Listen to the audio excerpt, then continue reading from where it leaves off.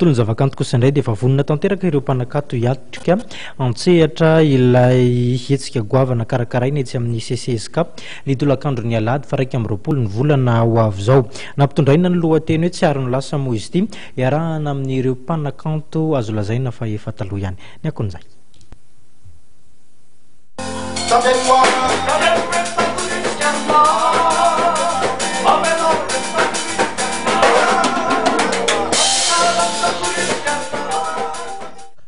Ao anaty famerenana tanteraka amin'izao fotoana izao ireo mpanakanto andray anjara amin'ilay seho ankira tsiaro ny lasa izay ho tanterahana ny tolakandro ny alahady 20 aprilo avy izao etsy amin'ny CCSK Antanimena. Isan'ny tratranay teo ampanatotosana ny famerenana teny Anosipatrana nitarika ny Sinanahary.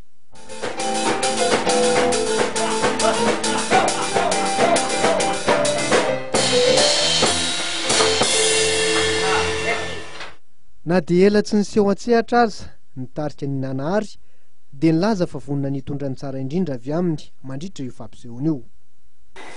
Zay mantsy efa ela dia aleonay ohatra miamotra kely dia misaoty lavidavitra zay dikan'izany mila ezaka zay angamba dia tsy mila ezaka tsony satria mantsy ny Nanahary dia efa miraha ao anatinay dia Nanahary araka ny tenin'ilay zandriko teo hoe vita Nanahary ary ireo miaraka aminay ireo dia zanakay taranakay daholo.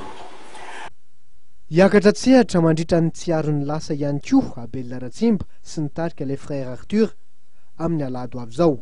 Nasaina manokana mandritra ity fampisehoana ity kosa izy Sara. Anana 20 minitra avy nitarika tsirairay ampiainana indray ny lasa an'ireo mpijery. Jauh, jadi ho levanaka, mana dia cukup.